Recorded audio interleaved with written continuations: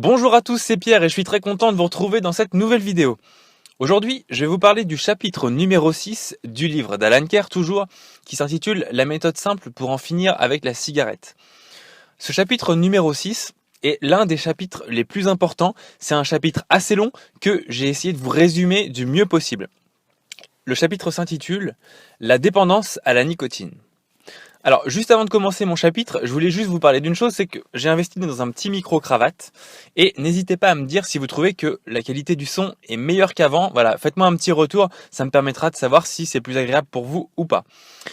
L'autre chose aussi que je voulais vous dire, c'est que si vous souhaitez être prévenu rapidement, et en fait vous voulez être prévenu tout de suite quand je mets une vidéo en ligne, pour avoir toute la suite des vidéos, les prochains chapitres, etc., n'hésitez pas à vous abonner. Juste sous la vidéo, vous cliquez sur s'abonner et vous serez les premiers au courant.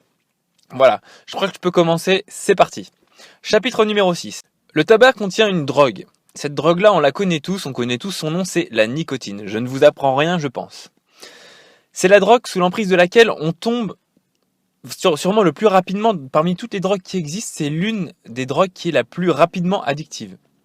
C'est assez incroyable. Chaque bouffée délivre une petite dose de nicotine qui passe par les poumons et qui ensuite vient en échange avec les poumons, se retrouve dans le réseau sanguin. D'accord ? Ça fonctionne comme ça. C'est une drogue qui est tellement à action rapide que on estime en fait qu'en 7 secondes, on ressent déjà les effets. Donc c'est quasiment immédiat. Et du coup, la contrepartie aussi, c'est qu'elle est très très rapidement éliminée par le corps.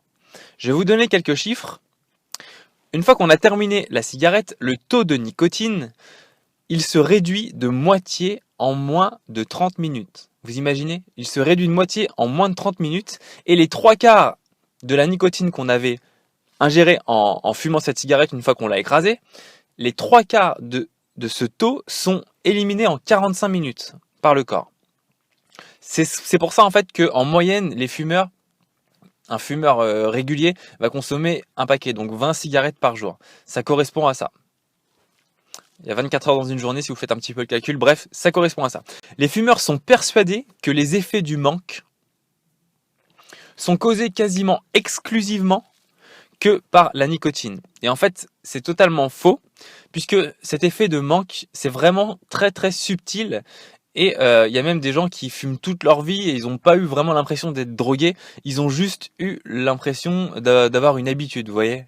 Bon, c'est juste pour vous dire à quel point le manque physique, le manque vraiment chimique créé par la nicotine, c'est pas quelque chose d'invivable du tout.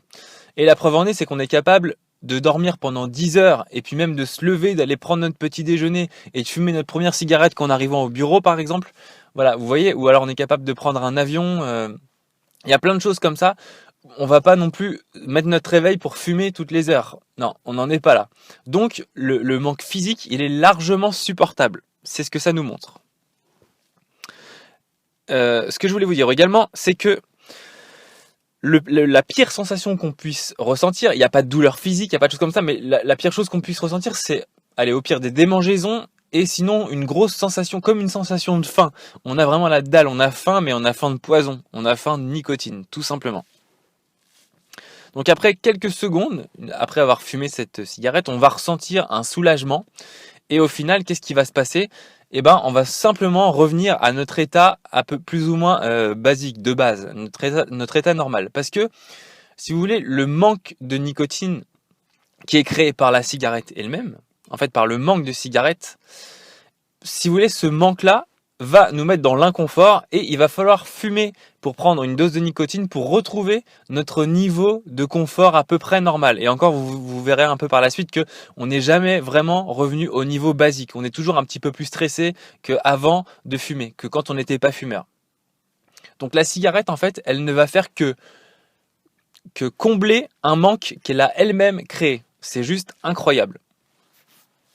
Au départ, les symptômes de manque sont même pas perceptible en fait.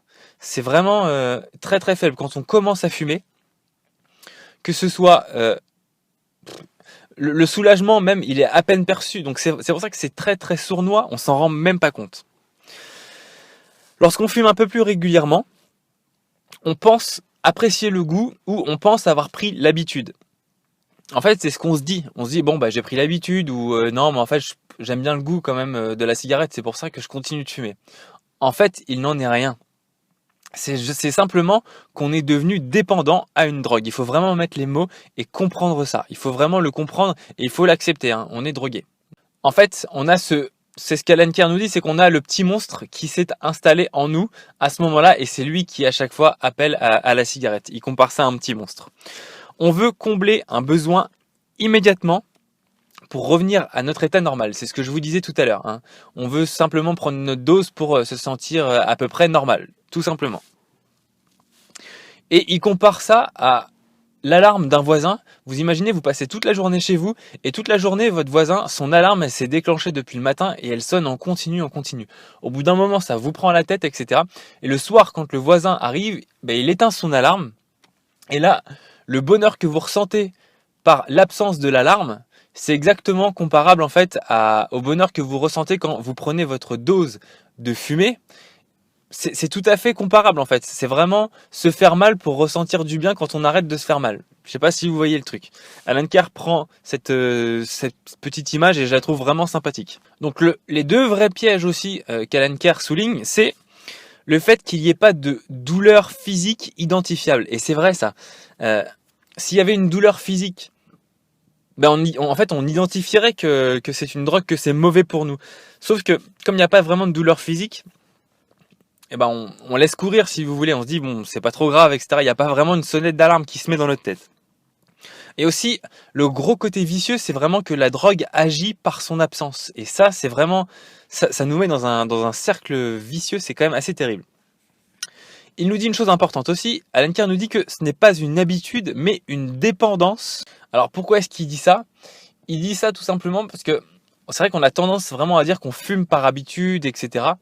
Mais c'est un peu plus compliqué que ça. Et moi, ce que je pense par rapport à ça, c'est un tout petit peu différent d'Alan Kerr. Enfin, en tout cas, ça complète plus ou moins ce qu'il dit, mais moi, je pense quand même qu'il y a une certaine forme d'habitude. Si je prends l'exemple, j'ai mon père qui m'a toujours expliqué que quand il partait au travail, il avait pas mal de routes. Et quand il fumait, hein, mon père fumait un paquet de cigarettes pendant plus d'une vingtaine d'années. Et à chaque fois, il allumait ses cigarettes toujours au même moment sur le trajet.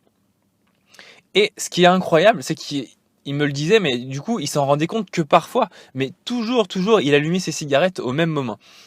Et en fait, c'est très simple, c'est que ce qui se passait à ce moment-là, c'est qu'il arrivait par exemple à un carrefour, à un feu ou n'importe quoi, et inconsciemment, son inconscient lui provoquait une envie de fumer. Donc, il y avait une certaine forme d'habitude, si vous voulez, qui s'était installée et qui appelait une cigarette.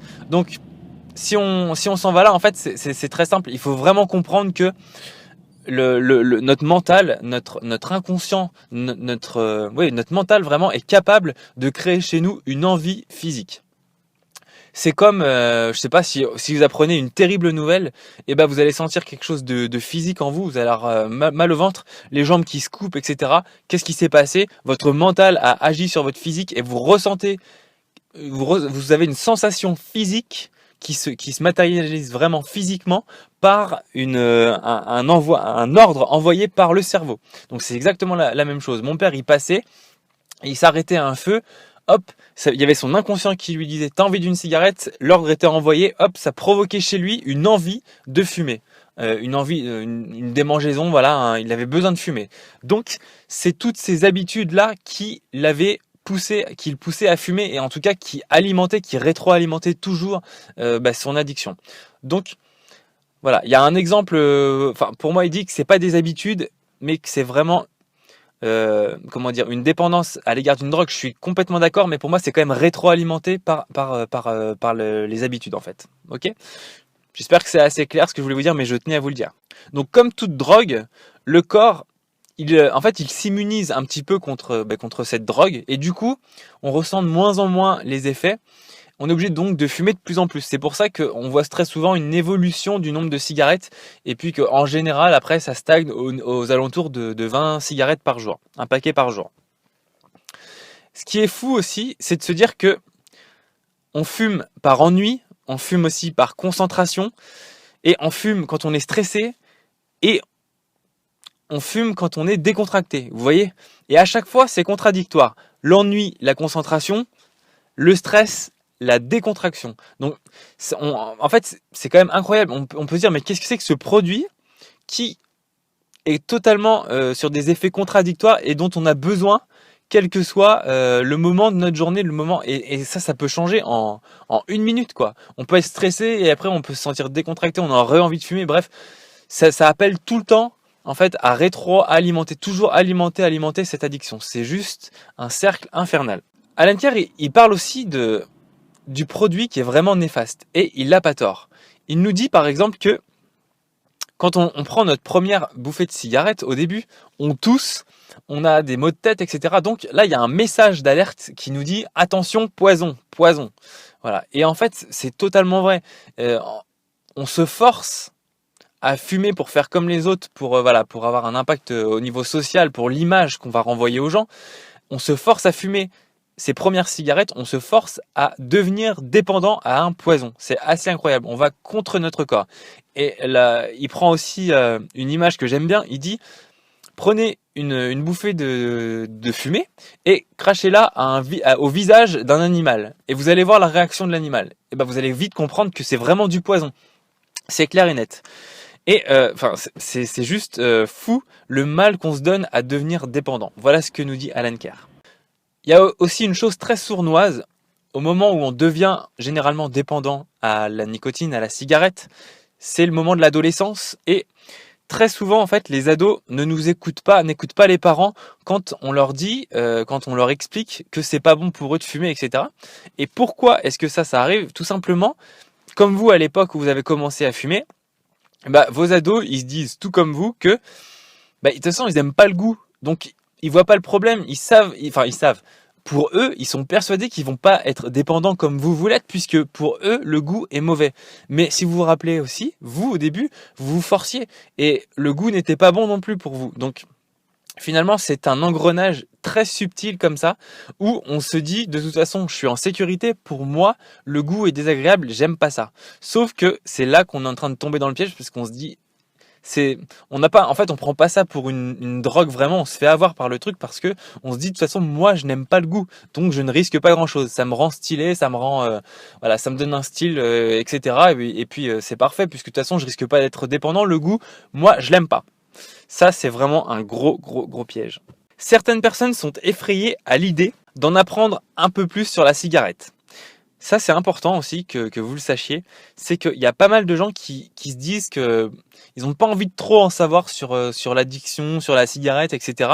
Ils ont l'impression que ça va pas du tout les aider à arrêter de fumer, que ça va plutôt les ralentir dans leur arrêt de la cigarette et ça va plutôt les freiner. Ça va être plutôt un problème que quelque chose qui va les aider. Alors qu'en fait, pas du tout. La solution, justement, c'est de vous renseigner. Apprenez pourquoi vous êtes dépendant, apprenez tout ça. Et c'est vraiment ce qui va vous donner les clés pour éduquer finalement votre inconscient, et c'est lui comme ça qui arrêtera à chaque fois que vous voyez un fumeur, que vous croisez quelqu'un, de vous dire cigarette, prends une cigarette, tu vas voir, c'est bon pour toi. Non, c'est pas du tout ça. Il faut que vous éduquiez votre inconscient à l'inverse. C'est-à-dire que à chaque fois que vous voyez quelqu'un qui fume, au lieu de vous dire prends une cigarette, fume, prends une cigarette, tu vas voir, c'est bon, votre inconscient il va vous dire ah regarde, lui il fume le pauvre, j'ai pitié pour lui, il est dans un engrenage, etc. Voilà, c'est pas du tout le même message qui va vous être envoyé, et vous allez du coup pouvoir arrêter de fumer très facilement. Ce sera surprenant. Donc pour clore ce chapitre aussi, Alan Kerr nous dit que plus vous allez être accro et que plus vous allez fumer de cigarettes par jour, plus le soulagement sera appréciable et impressionnant pour vous. Alan Kerr, lui, il cite son exemple à lui, il dit que il est passé de 100 cigarettes par jour. Vous imaginez? Je crois que je sais plus combien ça fait au moins 5 paquets, enfin c'est énorme. 100 cigarettes par jour à 0. Et il a dit qu'il a ressenti un tel soulagement quand il a fait ça avec le bon état d'esprit, que ce fut incroyable pour lui.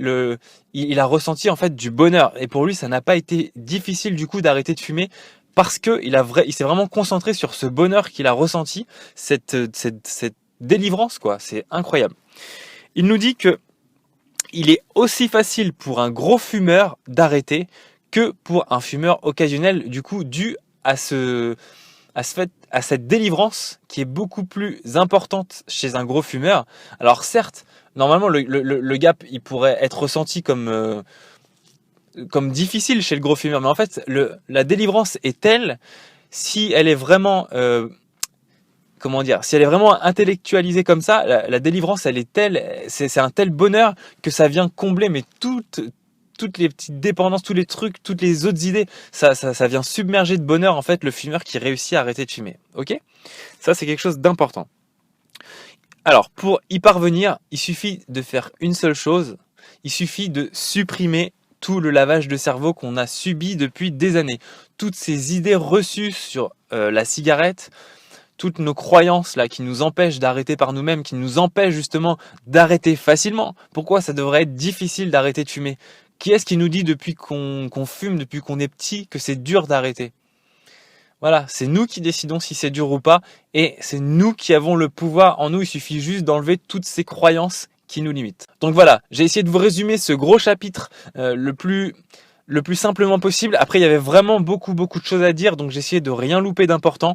J'espère que ça vous aura plu, donc surtout partagez cette vidéo avec le plus grand nombre. Plus les fumeurs la verront et plus il y en a qui arrêteront de fumer, et c'est mon but aujourd'hui. J'ai envie que vous soyez de plus en plus nombreux à arrêter de fumer. J'espère que le petit micro a bien fonctionné. N'hésitez pas aussi à mettre des pouces sous la vidéo. Plus il y aura de pouces, plus la vidéo sera partagée et plus les gens la verront. Voilà. Je vais vous mettre tout de suite aussi sous la vidéo le petit guide, mon guide. Alors ce guide-là, surtout, cliquez dessus, il suffit juste de cliquer, ça vous amène sur mon site, vous rentrez votre mail, c'est gratuit. Et vous avez mon guide avec les 6 étapes pour réussir à arrêter de fumer avec le bon état d'esprit. C'est vraiment ce qu'il faut faire.